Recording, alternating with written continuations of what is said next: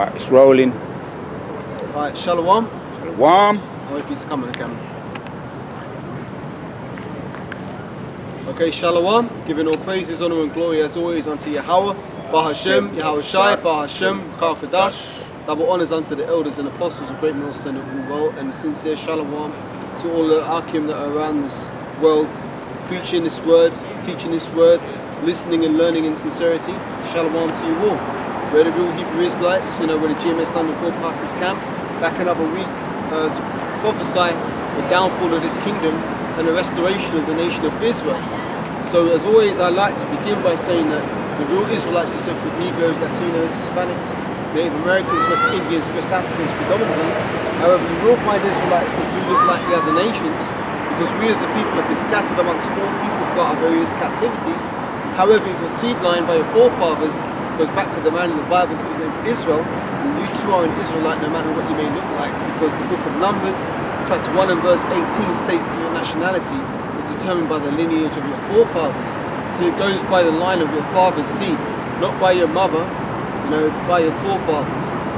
And the names you give reverence unto are Yahweh, which is the true name of the God of the Bible. His name is Yahweh, which means he is, or he to be, or he exists. And his son's name, the one that God in calls Jesus Christ, his name is Yahweh Shai, whose name in the Hebrew means he savior or he deliverer. It's Yahweh Shai. Okay? So I'm going to open up by talking about some current events that have taken place in the news recently. For example, at the moment, you've got the country is in turmoil because it lacks leadership. Now the Conservative Party, because over here you've got the main two parties, which are the Conservatives and the Labour Party, which is the red and the blue. Just like in America, you've got the Democrats and the Republicans. And this goes back to the ancient Roman system, where I believe you had the plebeians and the patricians. So you have these two opposing parties, which actually they're not opposing at all. They're really it's controlled opposition. They're all forwarding the same agenda. But either way, the party that's in power here in the UK at the moment is the Conservative Party, and they've had their elected leader, which is Liz Truss. She's had to resign after just 44 days on the job, which is laughable really, because this fourth Prime Minister that we've had in not so many years, because the Conservatives seem to keep having to find new leadership. Because a couple of years ago, when you had the Brexit thing going on, you had David Cameron in office, but he had to step down. Carry on. He had to step down because of some scandal about him supposedly having sex with a pig when he was in one of those, what do they call it? One of them schools, where a lot of these politicians come from. So he had to step down and dodge the bullet there. Then who did they put in power? They put Theresa May. She had to step down in disgrace. Then they put Boris Johnson in there, and he had to step down in disgrace because it was found out that while everybody was locked down, they were having parties at number 10 Downing Street while everybody went to social distance and shit. Then they've elected Liz Truss now. Now she's had to step down because she cannot deliver on what do they say, their proposals. When they're trying to be elected, they put out their mandates like, oh, we're going to reduce the energy costs, we're going to decrease income tax, all these things. But a lot of those campaign promises turned out to be lies. Now, us that are in the truth, we're not surprised by this, because we know that this political system is bullshit anyway. We know that this is all being orchestrated by the elite banking families. But for the average so-called person in the street, they've got not a clue what's going on. So now they're seeing what this is all contributed to is the erosion of people's faith in the political system. Because you need to think about it, right? What Esau really wants is for people to rise up. Because when the people rise up, that's when Esau can come down with his martial law. So in order to get the people roused up, he's got to do things in order for the people to be agitated, uncomfortable, and seeking justice for. So what he's doing is he's eroding people's faith in the political system. I was looking on the comments on YouTube on Liz Truss's resignation video, and a lot of people were saying, oh, I'm 56 years old, I've voted Conservatives all my life, but I never vote for them again. Other people were saying, you know, I've never listened to conspiracy theories before, but now I'm starting to think that they might have some truth to them. That this is all being orchestrated by the, what do they call them? The globalists and the what do they call it? The climate change pushers. So a lot of people who would never have listened to what we were saying before about, you know, things being orchestrated, now they're starting to question, hang on a minute, what's going on with the system? And let me bring out a precept before I continue. This is Surah, the 10th chapter, from the first verse. It says, a wise judge will instruct his people, and the government of a prudent man is well ordered. So that's how you know Esau is not a prudent man, nor is he a wise judge, because his government is not well ordered. Now, in order to see that Esau's government is not well ordered, all you have to do is turn on the parliamentary channel and watch just 3 minutes of that shit. What you always hear them saying, order, order, you know, order in the court, you know, because they're out of order. If those people in the parliament, if they were in order, they wouldn't need to be calling for order, order, I say. So that lets you know who the devil is right there, because the so-called white man, Esau, the Edomites, they are the physical counterpart of the spiritual demon Satan on the earth. They're adverse to every aspect of this truth. You know, they do everything contrary to it. So this is verse 2. As the judge of the people is himself, so are his officers. And what manner of man the ruler of a city is, such are they that dwell therein. So if you have stupid people on the top, best believe you're going to have stupid people on the bottom. And that's a great example of this society right now. Because you know what? We're standing out here on a Saturday, and what are we doing? We're prophesying about the downfall of this place. If you know, just looking around, everybody else is, you know, just living their everyday life. Oh, it's just another Saturday. Oh, you know, I'm just going to chill, waste time, do this, that, the other. These people have given away their responsibility to those that are in authority, and they think that, well, you know what? It's not our job to run the society. The government will take care of that. Well, this is the thing, that people have surrendered their power. Now, I was going to say something, bear with me, it's come to my mind. The strength of our nation belongs to us all. I'll say that again, that's the point I want to make.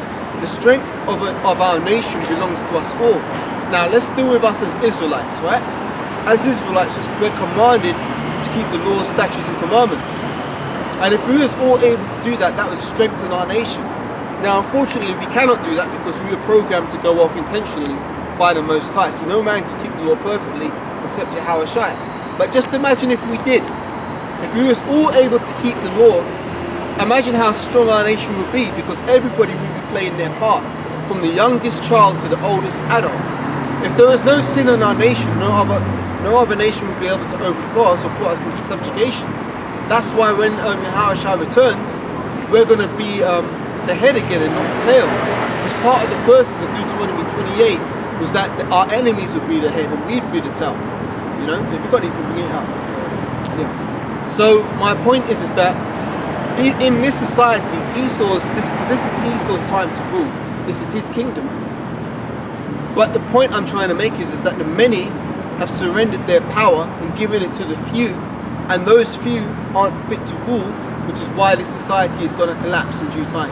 Got this one. Bring it out, Baba Kishore. Yeah, 2nd Esdras 15, and I'll start with 40. It says, woe to the world and them that dwell therein, for the word and their destruction draweth nigh.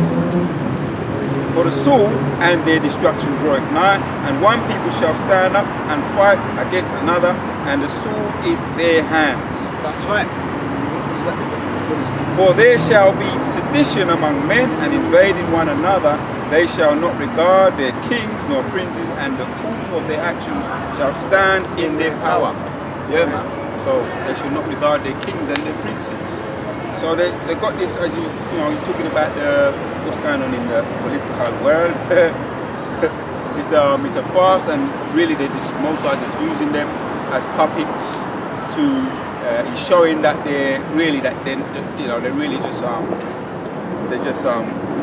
he's making a mockery of it. Yeah. Really. So And if I may, that's a beautiful point that the brother just made, is making a mockery of the political system. Now if you watch Liz Truss's resignation video, she looks like she's about to start laughing, man. She looks like she's about to start laughing. Now think about it, right? If you've been publicly humiliated and put the country to an open shame on the world stage, would you be laughing about resigning from your job? That shows that she was just there to play her part, man. A little pawn on the board that the banking elites have moved into a position to bring about 2nd Ezra 15. Read that again, Baba Bashar. Yeah, 2nd Ezra 15 and 14 again.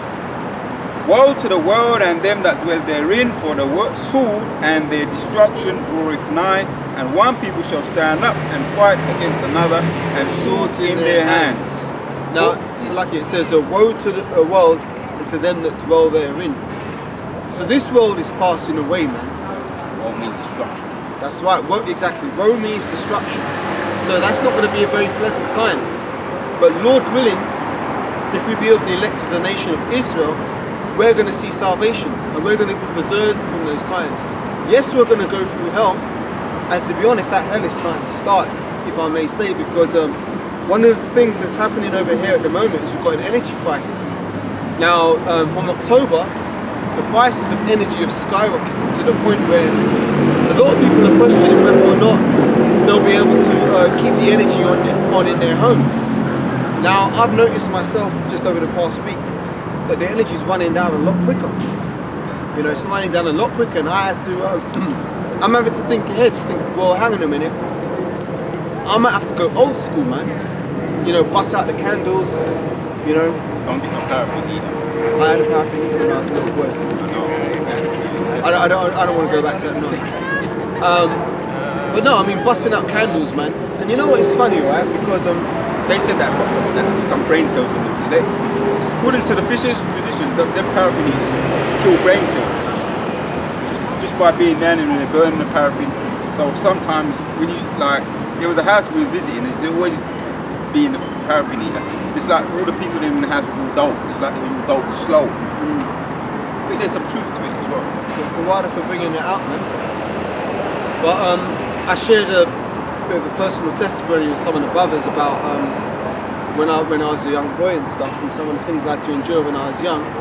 And you know, through the spirit and power of Yahweh Shemi Ashai, it was a tough start for me.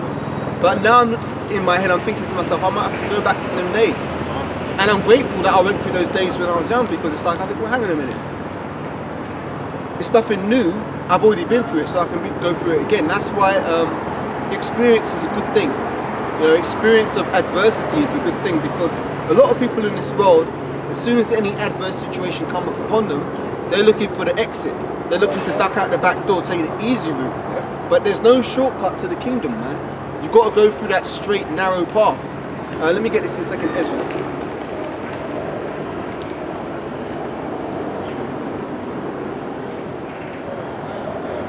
This is 2nd Ezra's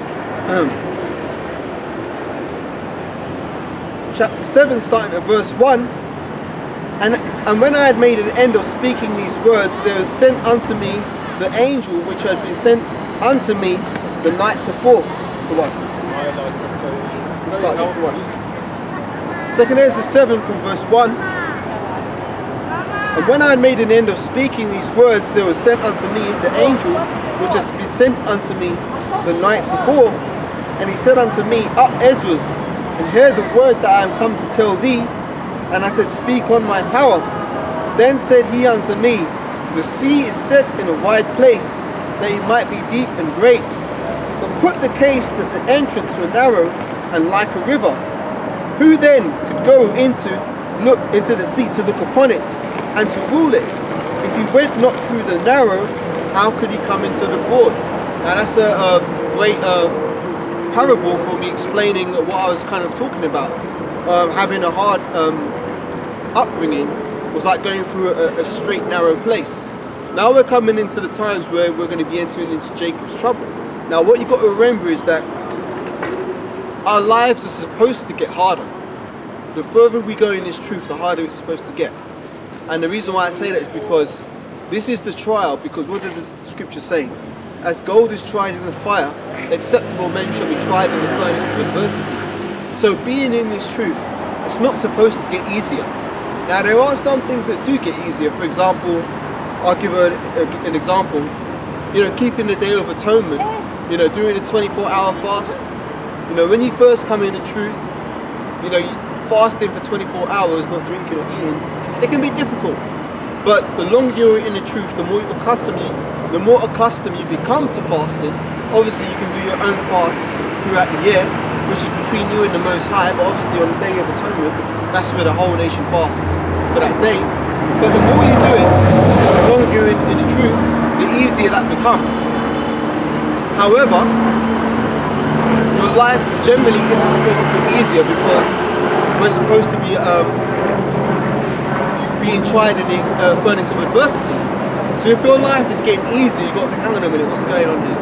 Something ain't right, because as the scripture says, no chastisement seems pleasant for the moment, but it worketh a greater rate of reward. Roughly paraphrasing. And what son is he that the father doesn't chasten?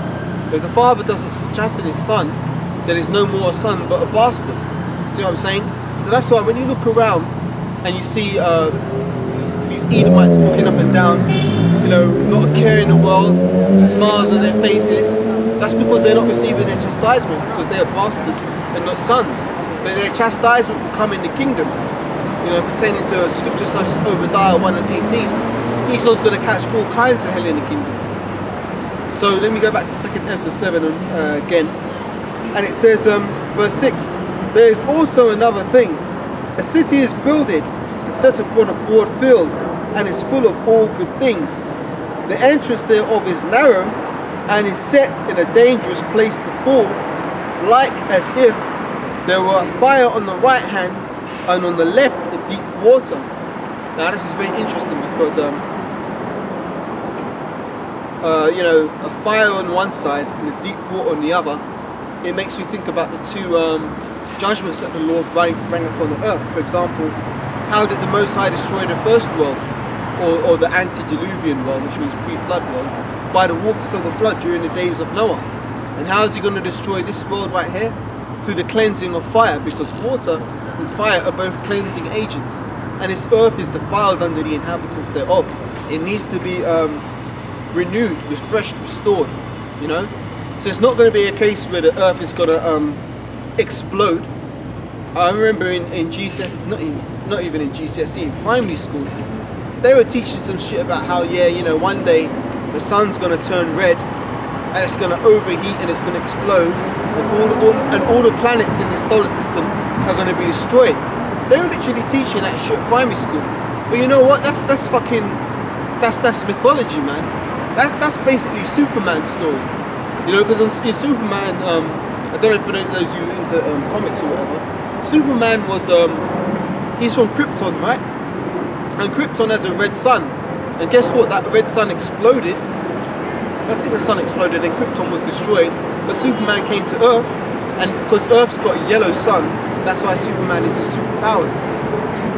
Now that whole thing about the planet exploding, that's mythology and fairy tales, man.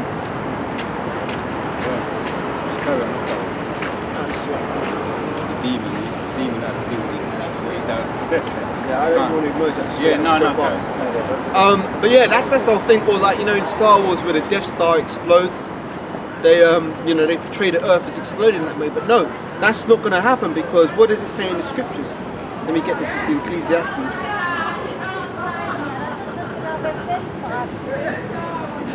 See, Esau's nothing but a man of lies. Yeah. The man of sin. Yeah. Bear with me, I'm just going to find a precept.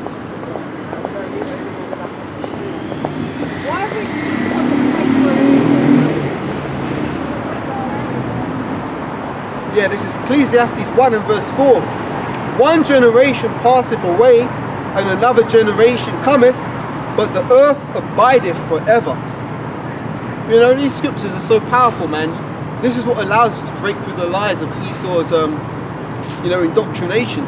You put the TV on, not that I do that, I don't watch TV, but You know, if you put the TV on, it's telling you about, oh yeah, you know, the Earth's 65 million years old, and you know, there's all these different genders, teaching you that, you know, the moon, teaching you that they went to the moon, which is another lie. All these lies Esau's put out there to try and portray himself as the Most High himself. Right, he's not.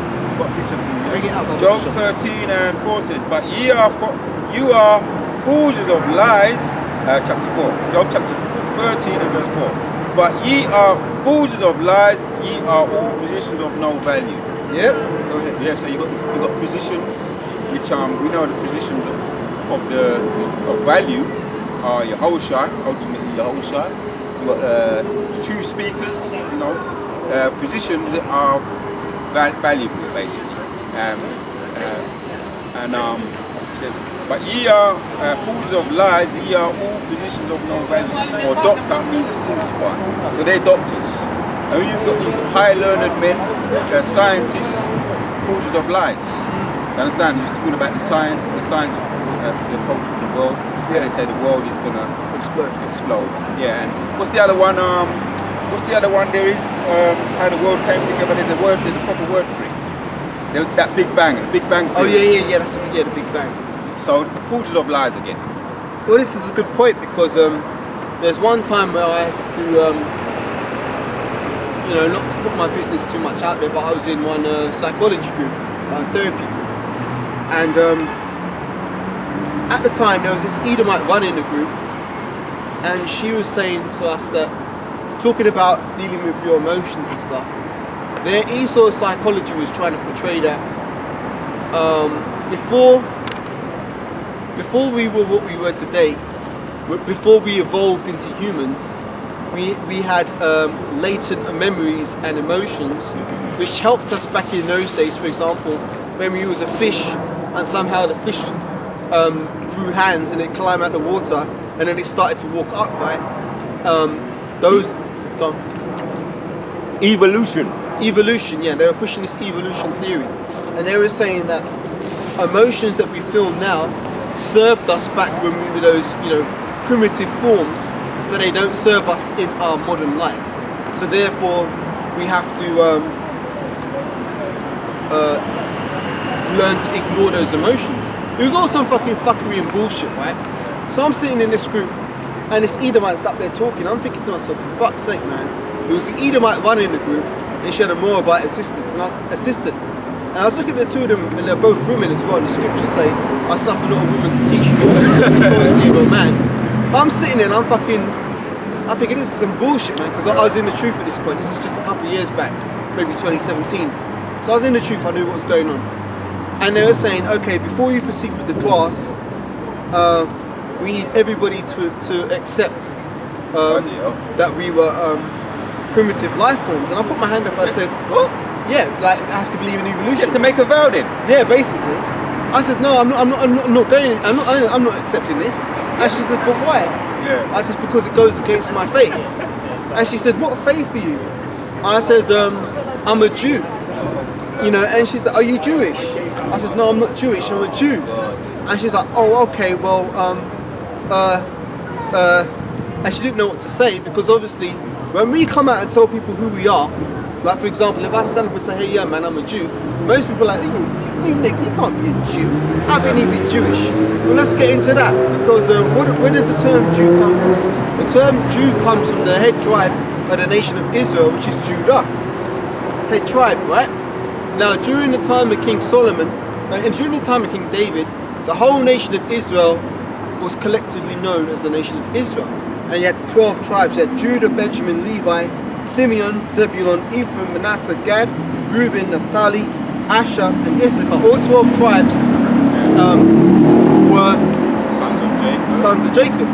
But after King David died, his son King Solomon came into power. And King Solomon ruled the kingdom for 40 years. And there was peace. Because during the time of King David, he subdued all our enemies. So Solomon had 40 years of peace, and Solomon actually means peace, if I'm not mistaken. But during Solomon's lifetime, he went off and he made altars and groves to some of his wives.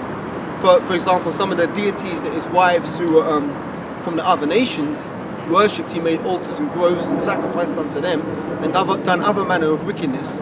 So therefore, as punishment, the Most High said, you know what, I'm going to rend the kingdom. And he divided the kingdom, he split it in the days of Jeroboam and Rehoboam, which I believe is in the book of Chronicles. Separated the kingdom, so you had the northern kingdom and the southern kingdom. And Judah was vexed against Ephraim. So Judah being the head tribe of the southern kingdom, Ephraim being the head tribe of the northern. So what happened is, we both ended up going into various captivities. So we went into captivity again for our transgressions. And eventually, the 10 tribes of the northern kingdom, they migrated to the land that was then known as Asureth, which today is known as the land of America. So they went over to that land. Now getting back to the point I was making, can you help me to remember what I was saying before? Because I She was in the classroom and the woman said you got to make a vow. Oh yeah. So yeah, she's basically asking me to make a vow to pledge allegiance to the philosophy of evolution. And I said, no, I ain't doing it because I'm a Jew and it's against my beliefs. So technically, yeah, I am a Jew. Because as I said, the head tribe, Judah, the tribes that were remaining in the land of Israel during the time of the Greeks and the Romans, that was the southern kingdom, which is Judah, Benjamin and Levi. And they were collectively known as the Jews. So technically, yes, according to the Bible, I am a Jew. You know, so, but she didn't know what to say or how to respond. So she said, oh, okay, well, okay, and she just went on and continued teaching. But everybody else in the class, they didn't have no problem with that shit. And they're talking about flipping the earth being like 65 million years old, and we evolved from like fucking tadpoles and bacteria into fish. And as I said, that the fish somehow crawled out of the sea, then they grew arms and legs, and then they walked upright and became men.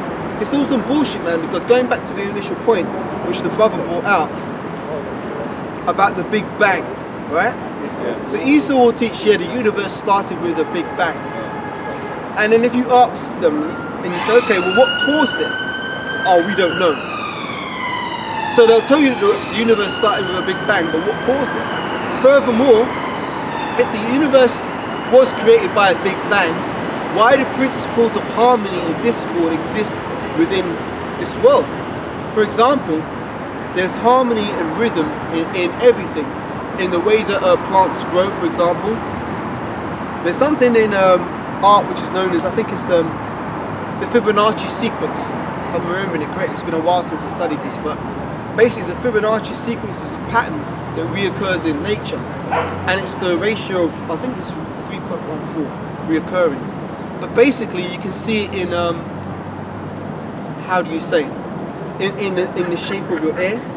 You know, there's a certain ratio to the shape of your hair in proportion to the shape of the distance between your eyes and your nose. For example, the length of someone's foot is the exact ratio of someone's forearm from elbow to wrist. See, this is what I'm talking about. There's an order to it. Or for example, when you turn the tap on, the water spirals in a certain sequence. Now, if you used to draw that using the Fibonacci sequence, you can actually illustrate the shape. And what that basically is that whenever something is beautiful, it's because it's got these certain ratios or proportions to it, because there's an order to it. Just like with musical theory, there's principles of harmony and discord. You've got intervals and ratios, like for example, you know, you've got intervals that can be major or minor. Not to go too deep into this stuff, but you know, you can have scales, sequences of notes, which if you play certain tones and intervals, they harmonize together. Now my point is that if the world was created by a Big Bang, let me put it this way, when was the last time you got, let's say you wanted to tidy up your bedroom, right? And you think, you know what, in order to tidy up my bedroom, I need to put the books on this shelf, I need to put the clothes in this drawer, or in this wardrobe, I need to put things which need to be on this counter. Whenever have you thought to yourself, you know what, I need to tidy up my room, let me just flip and get some dynamite and set off an explosion, and then my room will be tidied up? It doesn't work like that, you know? One precept to blow that out of the water. Hebrews chapter 3, you know, the evolution of the Big Bang theory. This one precept blows it out of the water, right? 4 says, for every house is builded by some man, but he that built all things is God. Beautiful. Read that again, Baba. Bam. Quote that as well. Hebrews chapters 3 and 4. For every house is builded by some man, but he that built all things is God. That's right. That's like a first round knockout right there. Like There you go. the first precept in the first round. Yeah. John J. Wilder had a fight in the weekend, and he knocked out this guy. Some guy is a bit of a veteran. He's coming off two wins. Helenaeus, right? But he's a big guy. The guy's about 6'6" or something like that. But he just knocked him out in about in the first round, couple minutes into the first round, man. Everybody's saying, "Oh, he's back." I mean, we thought he was finished. You know, the white supremacy are upset about that. But there you go. There you go. This is a not first round knockout to all the foundation of evolution and Big Bang Theory. See, because what Esau really wants to do is he wants to get people away from these scriptures. That's why you won't hear that scripture read in the church. Now it's really sad, man, because if these church pastors were actually doing their job, evolution theory wouldn't have been able to get so far. Now that's how you know these churches have sold out, man. Because as I said, you don't hear scriptures like that in the church. Because they're going to preach a doctrine which isn't going to contradict or go against Esau's narrative. Which is why when we're coming out here now, we're bringing to you the 100% truth of the Bible. We're not hiding anything. We're not ashamed of these words. We're not out here for filthy lucre's sake. That's why we're able to bring it out in its realness and its rawness. And a lot of people don't want to hear that. I've got another this is another one hitter quitter, but it's so basic, but it really does hit the point, right? Genesis chapters 1 and 1, man. You got to take it back to school again, man. You learned this in Sunday school. 1 and 1 says, in the beginning God created the heavens and the earth. Read that. Right. It's like a Genesis. As the powers created the heaven and earth, Brother Bashar. Yeah. Because people might get it twisted and they might think, well, the Most High literally made it. But no, you know what? Read it and then I'll break it down. Go on. Read it and I'll break it down. Genesis chapters 1 and chapters 1 says, in the beginning, Yahweh, thy power, it says, God created the heaven, the Christians know him as, the heavens and the earth. And it breaks it all down. Right, yeah, I'll get into that. So basically, in that beginning, in Genesis 1 and 1, the word there in the Hebrew for God is the Elohim, meaning the powers, right? So it wasn't literally the Most High himself getting off his throne and creating things. No, he gave the blueprint. Let me get it. He gave the blueprint to his son Yahweh Shai, which is the first begotten spirit of the Most High, or I should say the only begotten spirit. Let me get this spell to clarify.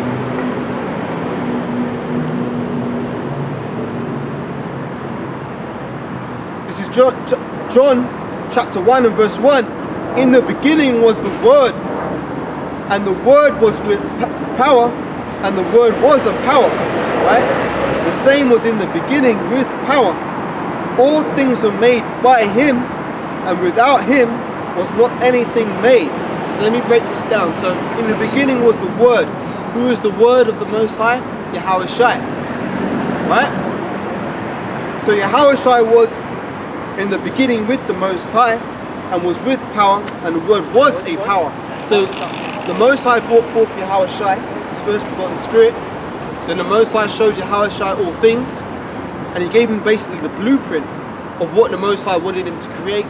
Then Yahweh Shai brought forth the elect, which is the 144,000 men of the nation of Israel, from each of the 12 tribes, 12,000 from each of the 12 tribes.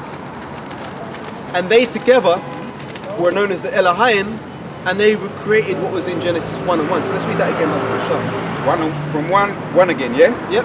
Genesis 1 and 1 says, in the beginning God, or Yahweh, created the heaven and the earth. Yep. Read on. And the earth was without form and void, and darkness was upon the face of the deep. Go ahead. And the Spirit of God moved upon the face of the waters. And God said, let there be light, and there was light. There you go. And God saw that the light, that it was good, and God divided the light from the darkness. Yes, so the powers, the Elohim, when they created it, they saw it was good, and they divided the light from the darkness.